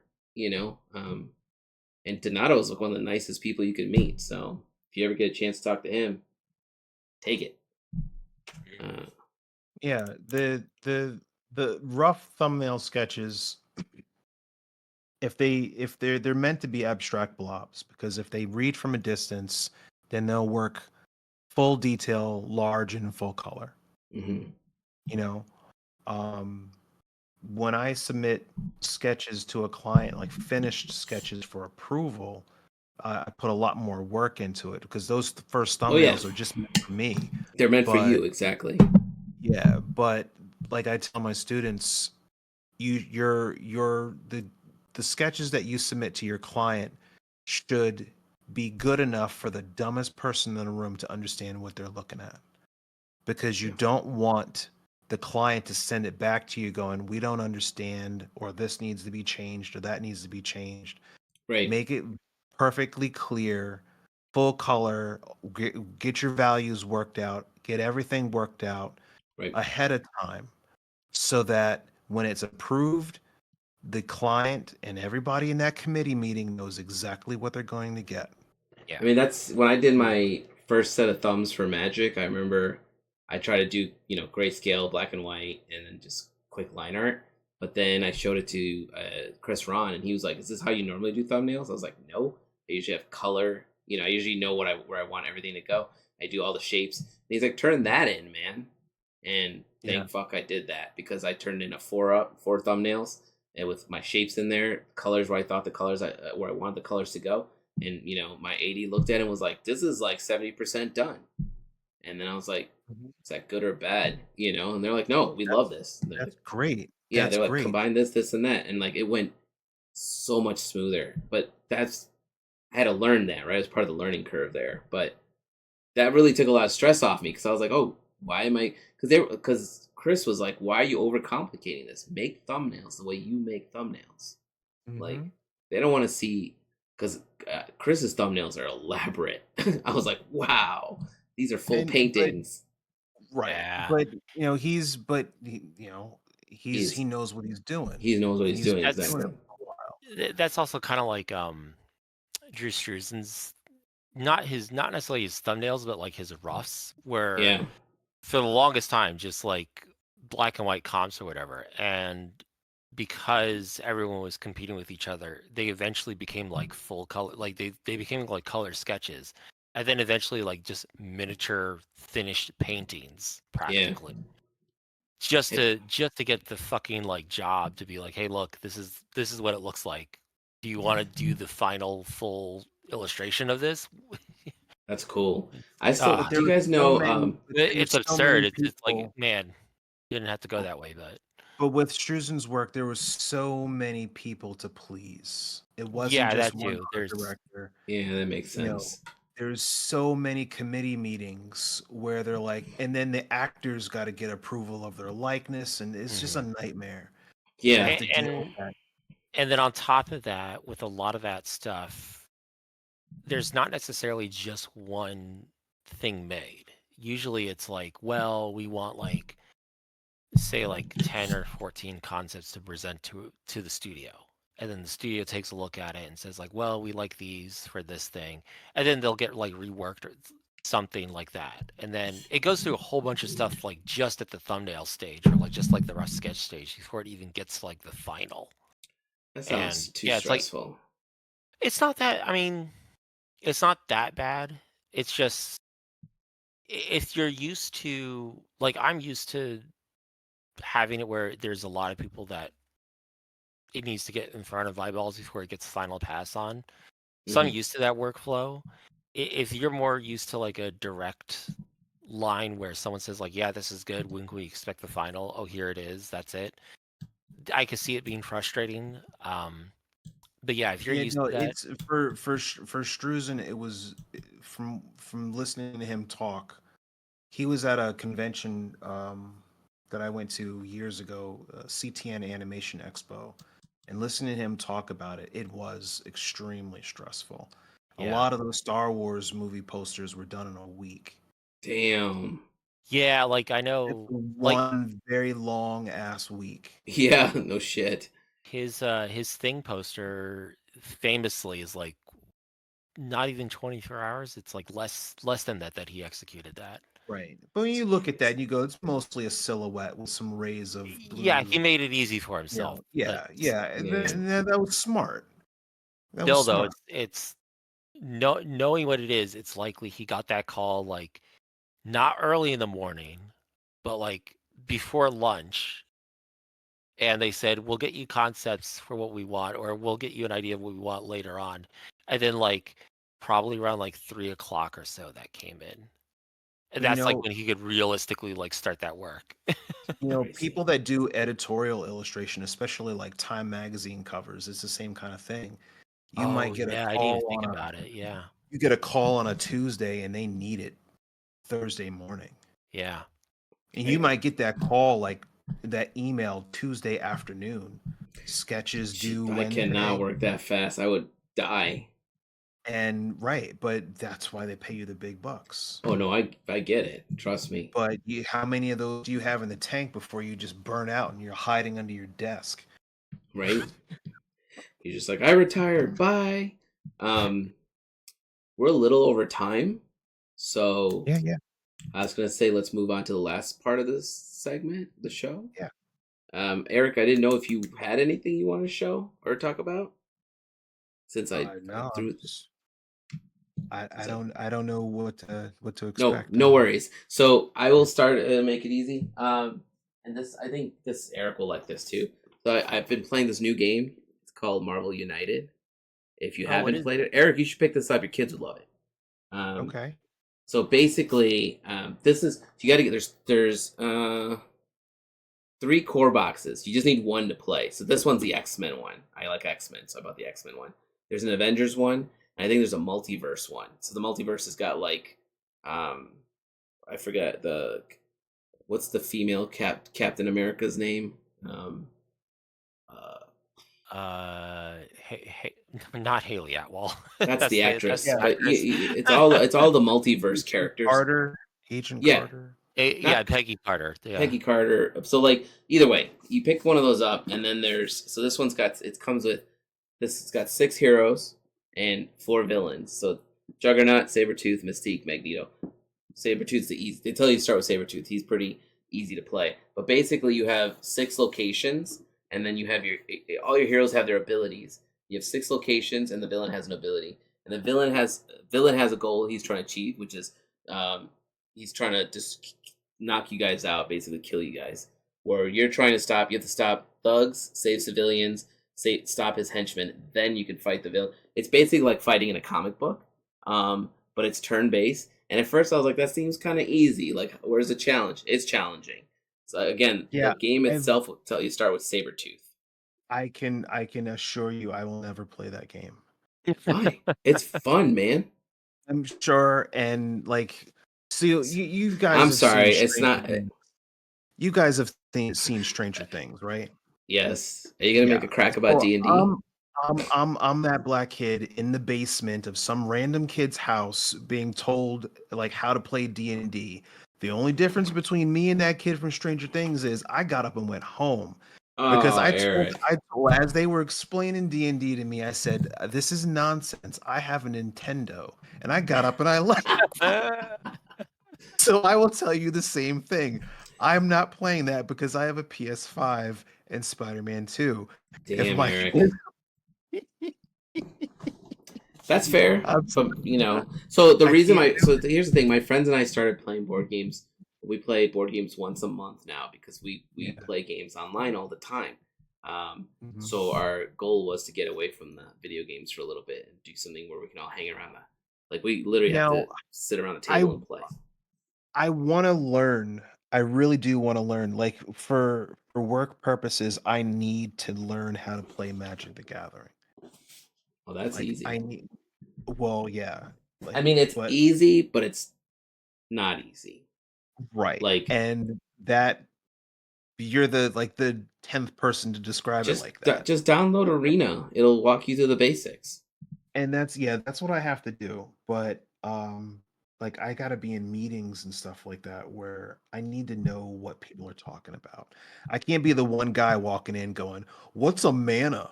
And I'm like, "Oh God," you know what I mean? So it'd be embarrassing. So I'm gonna be like, I hope I'm in one of those meetings with you someday. I'll be like, Eric, tell me your thoughts on. And I'll throw out a planeswalker. Oh my gosh. Andrew, what do you have something? I don't know if you were ready. Well, so over the Christmas break, I ended up seeing. Well, I actually watched a lot of movies, but obviously I saw Nosferatu. I still haven't seen it. I want to see it so bad. I got sick. Highly recommend it, but then again, I also like all his films. I really enjoy of Robert Eggers, like The Lighthouse, The Witch, The Northman. All 3 of those just absolutely. The Witch was the one with that family that moves out by themselves. Yes. Okay, that movie is weird but very interesting. And that's like all his films are basically. Dude, the lingo took me forever to figure out. I was like, what are these motherfuckers? So Eric, there's a part where they're supposed to say something like, I guess it means, do you like being rich or something? But the guy's like, do you like butter? And I'm just like, what the fuck does that mean? And I had to pause, Google it, come back to it. And then I was like, okay, that makes sense. Carry on, you know? It was a good movie. It's creepy, which is, it has that indie flick creepy where it's what's that movie with the guys that are hiking in Switzerland? The Revenant? No. Oh, yeah, I know which one you're talking about. It's I think it is called The Revenant. That I like movies like that because it's not like Hellraiser where shit's trying to kill you every 5 minutes. Yeah. No, and Nosferatu is good too. It's again you look at all his films, it all has a very certain art, a certain style to the cinematography and editing and all that. And this is just more of that, where it's this is my jam. I mean, that's why I've been watching all the Mike Flanagan stuff. Eric, do you watch horror stuff at all? I don't. Whatever. I Go play don't. your Nintendo. I would I will give in that case I would not give the recommendation to watch Nosferatu. Yeah. But out of Robert Eggers' films, I would recommend The Northman because it's not a horror film. It's basically he adapted the Norse legend of Amleth, which is the direct inspiration for Hamlet. So Interesting. Well, vampire movies don't really scare me as much as like demon movies or like Exorcist stuff like that. I think of vampire movies as a story about a person with a drinking problem or like an eating disorder. Like it's just But filmed with really dramatic lighting. yeah, but no, like Dracula's fucking scary, man. Bram Stoker's Well, I Dracula. mean, think about it like this. Guy's got an eating disorder. Hmm? He's I, really thirsty all the time. oh, I was gonna say if you saw this one, it'd be like, yeah, he's got that and others. It's more like he's like in this film he's basically an embodiment of the Black Plague. Oh, If interesting. that's like the best summation of it as possible So in terms he's of like a really movie. thirsty. Oh yeah, I mean, have you extremely. seen? I've been watching. I'm on episode 4 of Midnight Mass. Mike Flanagan. It's a vampire. It's a throwback to Salem's Lot, essentially. Yeah, you And mentioned that. I haven't watched it yet, but that piqued my interest when you mentioned you that. should watch it. He's got. If you like this I like Mike director's way, Flanagan. I just haven't gotten around to it. yeah, It was it's one of the good. things like when it first came out, I was busy with other shit, so I was like, Sure. I'm gonna get around to That's this yeah. That's why eventually. I'm watching it now. I'm just like I'm missing out on my Halloween movies, but okay. Well, since Eric doesn't have anything to show, we're gonna wrap it up because we're way over time. We're almost at 2 Yeah, hours now. So that's how good this conversation's been going, minus video yeah. issues. Um, Eric, I Eric, thank you appreciate so you much for getting being on. on. Yeah. Yeah, Uh, thank you guys for having me. Sorry that I couldn't turn the camera on without everything going haywire. that's all good, But man. It That's all right. happens. Where can people find more information about you, Eric? so if you guys, I guess at the time of this, whenever this airs, I should hopefully have my new website up and running. So ericwilkersonart.com, or you can go to Instagram. It's also Eric Wilkerson Art. I'm Eric Wilkerson Art across social media. I don't really use Twitter at Nobody all. does. No one does. It Yeah, doesn't. but I'm there. So I mean, if anybody wants to find me, you can just go to Instagram and smash that like button or that follow button and all that stuff. And um, but yeah, I'm updating my website right now, and I want to have that up in like the next couple of days or so, so I could start taking like AP commission orders and Nice. things like that. That's smart. Uh, but yeah, I got stuff coming out, but it probably won't. Stuff that I got stuff coming out between now and 2027, so I guess that's Yeah, all that's I about can. right. It's like that window. That's the other thing. My AD told me. They're like, we got through some of the hard, we got through all the easy stuff. I'm like, what are you talking about, man? It was all this stuff we had to do. He's like, the hardest part about working on Magic is the wait for your card to come out. And I was just Yeah, like, that makes sense. Because like when yeah, I heard when it might come out, I was like, damn, that's a long time. But yeah. all right, Andrew, where can Yep. we find information about you? asidesart.com. That's the easiest way to figure out anything and everything for me. Links to the Patreon, newsletter, it's all up there. Sweet. And all my stuff is under AllenPanakal Art, except on TikTok still, because someone's squatting on my name. And yeah, I'm on Twitter. I'm on Instagram. I don't know how long I'll stay with those two things, because fuck Meta. Cool. Eric, thank you again for being on. I'm sorry Yeah, it's so thank you late. so much. No Um, worries. Thank you guys for having me. and All we right. will, Nick, we'll get you back on once your Magic cards come out, probably in 2027.